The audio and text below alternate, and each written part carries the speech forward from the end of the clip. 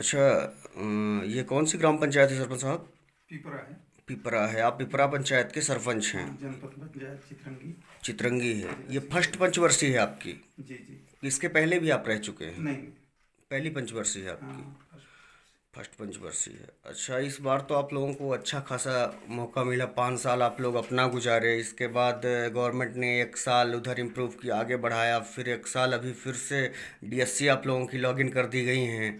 जी 10 महीने के लिए फिर बढ़ा दी गई हैं डीएससी। जी जी। गवर्नमेंट गुमराह कर रही है, लेकिन लग रहा है एक तरफ की चुनाव भी होगा, लेकिन 10 महीने डीएससीओं का इम्प्रूव होना, कहीं ना कहीं इतना पैसा लगाना, आखिर पंचायत का पैसा लग रहा है तो किसका पैसा लग रहा है? हम तो यही मान के चल रहे हैं, कार्यकाल पूरा है तो चुनाव हो जाए। जी जी लेकिन जी। आगे निर्वाचन आयोग और सरकार जी जी। जो निर्णय करेगी उसके हिसाब से ऐसा होगा। नहीं है, क्योंकि यदि ऐसा होता तो इतना पैसा डीएससीओ में नहीं इन्वेस्ट किया जाता, है ना।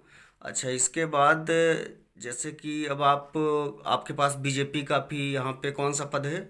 उपाध्यक्ष हूँ जिले का। जिले के आप उपाध्यक्ष हैं। जी आपके हिसाब से आपके जिले में, जैसे कि आप देखें तो मध्य प्रदेश में शायद आपका जो जिला है, जी जी जी, इंदौर के बाद, जी जी है ना, मध्य प्रदेश गवर्नमेंट को सबसे ज़्यादा रॉयल्टी यही देता है, सिंगरौली देता है। जी ये हर तरह के खनिज संसाधनों से ये मतलब कुल मिला के लेस है, पूरी तरह से, है ना। जी अच्छा, इसका आप लोगों को रिटर्न क्या मिलता है?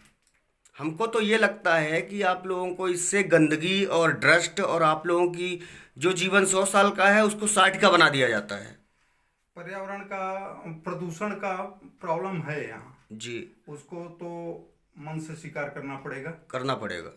इसलिए कि जो कोल परिवहन के लिए जो वाहन चल रहे हैं जी उनसे ज़्यादा प्रदूषण हो रहा है। और जो मेन रोड से टच एरिया हैं, जैसे मोरवा से बरगवा और जी बरगवा से माड़ा वाली रोड, जी जी जहाँ कोल परिवहन होता है, जी वहाँ लोगों के लिए रोड से टच एरिया में प्रॉब्लम है। जी जी हालांकि प्रयास किए जा रहे हैं इनके द्वारा, जी जी। कंपनी के द्वारा भी और सरकार के द्वारा भी, लेकिन उतना अभी परिणाम नहीं दिख रहा है जितना दिखना चाहिए। अच्छा, एक छोटी सी बात हमें आप बताएं। मैं अभी बैढ़न में था, जी मैं बैढ़न देखा। जी आप बिंदनगर चले जाएं, जी आपको उसके अंदर वो फैसिलिटी मिलेगी जी जी कि शायद आप पीएमओ दिल्ली घूम रहे हैं, जी जी शायद आप पीएमओ दिल्ली घूम रहे हैं, जी जी हैं? जी और वहीं से आप 10 किलोमीटर आउटर चले जाएं जी जी तो आपको ये लगेगा कि आप ये कहाँ आ गए। जी जी। हाँ है। आखिर ऐसा क्यों? क्योंकि आप जो ये पैसा जो कमा रहे हैं, ये लोग जो भी इंडस्ट्री है यहाँ पे, जी ठीक जी है ना, जी वो पैसा तो सिंगरौली से कमा रही है, जी जी हैं? जी और जो वहाँ पे पब्लिक निवास कर रही है, उनके आज नहीं वो उनके बाप पुरखा से लेके उनकी ज़मीनें चली आ रही हैं, ठीक है ना। जी 10 किलोमीटर आप आउटर में चलें तो आपको वही अनपढ़ लोग, वही व्यक्ति मिलेंगे, बेचारे गरीब लोग, हाँ जिनके पास स्कूल तक की सुविधा नहीं है, ठीक है। वही 10 किलोमीटर आप बाहर जाएं, आउटर जाएं थोड़ी सी, हाँ हाँ। हैं? वही गवर्नमेंट की व्यवस्था जो हर जगह चल रही है, लेकिन वही बिंदनगर में इतनी बेहतरीन व्यवस्था क्यों?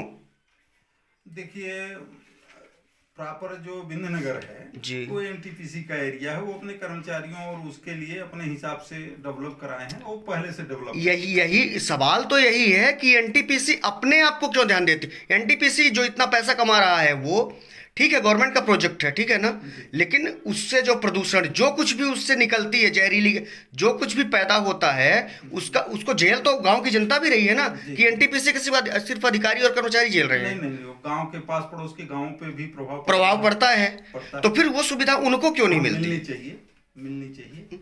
अब इसमें क्या वो है, वो ऊपर वाले लोग जी जी समझ सकते हैं। जी जी मैं तो इसके संबंध में नहीं समझ सकता। जी हाँ, इतना जरूर देखता हूँ ये काम, कार्यकर्ता और नागरिक होने के नाते, कि जी जो क्षेत्र में कोल परिवहन हो रहा है। जी जी।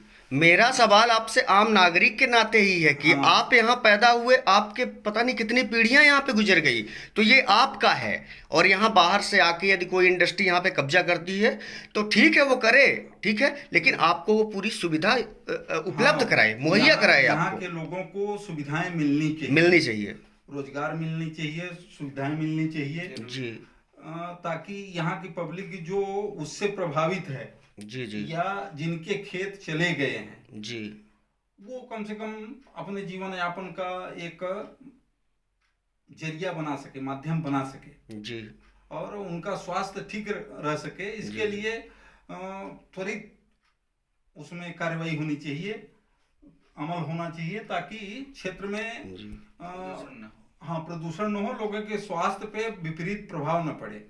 एनसीएल का एक कर्मचारी की सैलरी 1 लाख से ऊपर होगी, जी ठीक है। जी वहीं बगल में जो गांव है, जी ठीक है, वो काम वहां पे कोई इंजीनियर नहीं है वहां पे, कि कोई जो वर्कर वहां पे काम कर रहे हैं जी वो कोई कलेक्टर रैंक के लोग नहीं हैं। जी और वहीं बगल में जो गांव है, जी प्रदूषण उतना वो भी झेल रहे हैं, जी जी लेकिन उनको मुआवजे के तौर पे भी 1 रुपए नहीं मिल रहा, और वहीं वो 1 लाख रुपए ले रहे हैं। हाँ, जबकि ये बात दोनों को खतरा उतना ही है, जी जो उसके अंदर है, जो उसके ऊपर है, जो बाहर है। जी जी खतरा दोनों के पास बराबर है, जी। ठीक है। तो इन चीजों में सरकार को अधिकांश एनसीएल एम्प्लॉइज जो हैं, जी जी। उनका घर खदानों के आसपास है, इसलिए कि उनका गांव ऐसे है जहां जमीन फंसी है और एम्प्लॉइज तो बने अच्छा, हैं। उनको सर्विस मिलती है वहां पे? सर्विस मिलती है मिलती है मुहैया। विस्थापित लोगों को, जी और जी उनके परिवार भी वहां रहते हैं। जी जी तो वो चीज तो उनके परिवार भी झेल रहे हैं, ये हमको स्वीकार करना पड़ेगा सच्चाई से। जी जी। मतलब ऐसा है वो। हाँ अभी है।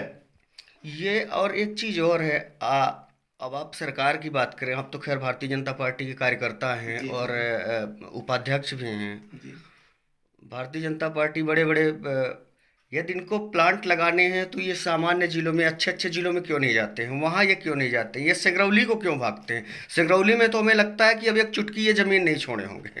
अब सच्चाई ये है कि देखिए, जो भी निवेश करने आता है तो सुविधा देखता है, जी और मेन रूप से कोयले की सुविधा सिंगरौली में इनको मिल जाती है, जी जी इसलिए आसानी से यहाँ लगाने के लिए तैयार हो जाते हैं। मेन जी चीज है जी संसाधन जहाँ उपलब्ध है जी वहाँ जी निवेश करने वाले जाते हैं, जी। और अच्छा सही भी है। हरी सब चाहता है कि जहाँ हमको सुविधा हो, ठीक। संसाधन हो, वहाँ जाएं। तो करें कोई- वो, लेकिन आप लोगों को ध्यान में रखते हुए वहाँ की जनता को जरूर ध्यान में हाँ, रखें। ये देखिए, जितने जनप्रतिनिधि अपने बनते हैं, जी अभी माननीय सांसद जी हैं, अपने 3 विधायक हैं, जी ये अपने स्तर से सब प्रयास कर रहे हैं। कि मांग भी रखा गया है, जब कमेटी बैठती है जिला में, तो मांग भी कलेक्टर साहब और पूरे कमेटी के बीच में ये रखी गई है कि पर्यावरण के संबंध में, इसीलिए उनने वाहनों के गति पे भी जी जी वो कर दिया है, सीमा निर्धारित कर दिया कि आपको इसी गति में चलना है। आपके यहाँ जितनी इंडस्ट्री लगी हैं, जी जी तो हमें लगता है कि यदि घर से ये एक व्यक्ति को एक रोजगार मिले तो शायद सिंगरौली जिले का एक भी नौजवान यहाँ से बाहर कमाने नहीं जाएगा, जितने यहाँ प्लांट हैं। जी जी जी। ये बड़े माने दिल को छूने वाली बात आपने पूछी है। सच्चाई ये है जी कि वहाँ तो सरकार के पास जो आंकड़े यहाँ से ये लोग देते हैं, जी 50% का दे देते हैं, 60% का लोकल लोगों को रखें। जी सच्चाई ये है कि अपने क्षेत्र की केवल 20% तक ही लोग रोजगार पा पाते हैं। उनमें जो मेन पावर है, जी जी जी उसमें 20% लोग ही स्थानीय होते हैं, बाकी सब। उसका कारण मैं बताता हूँ। उसका कारण ये है कि जो वरिष्ठ, जो बड़े पोस्ट हैं, उसमें जो व्यक्ति हैं वो सब बाहरी हैं टोटल, ठीक है। तो जब भी वो लोग, क्या है कि जब वैकेंसियाँ वहाँ पे निकलती हैं तो वो आम यहाँ के नागरिकों को जानते हैं कि यहाँ के लोग यदि रहेंगे तो कुछ कई तरह की हाँ, है ना, बंदी होगा, हड़ताल होता होगा। है। और यदि हम बाहर के कर्मचारी लेंगे तो शायद उनको अपने हिसाब से वो मैनेज कर लेते हैं, है ना। देखिए, अब मैनेज क्या करना है क्या नहीं करना है, मजदूर जाता है जब काम करने, जी तो वो अपने अधिकार के लिए तो बोलेगा, जी जी इसलिए जी कि मनुष्य उसका भी एक राइट बनता है। अब इसके संबंध में बहुत ज़्यादा अपने पास वो नहीं आया है, लेकिन इतना जरूर कहेंगे कि जो गवर्नमेंट का सिद्धांत है, विचार है कि 50% कम से कम स्थानीय लोगों को रोजगार मिलना चाहिए इन कंपनियों में, जी जी वो नहीं हो पाया, नहीं हो पा रहा है। नहीं हो पाया। अच्छा, तो मेरा एक निवेदन है कि इस बार जब आप लोग बैठें, जी जब आप लोग कमेटी लगे, जी तो इस पे थोड़ी आप लोग चर्चा करें, क्योंकि आप नहीं देखेंगे, आपके अध्यक्ष नहीं देखेंगे, या आपके जो जनप्रतिनिधि जितने भी लीडर हैं, ये लोग नहीं सोचेंगे, नहीं देखेंगे, तो कौन देखेगा? इसकी जिम्मेदारी तो इन्हीं को लेना पड़ेगा, जनप्रतिनिधियों को, क्योंकि जनता तो इन्हीं को अपना नेता बना के आगे भेज रही है।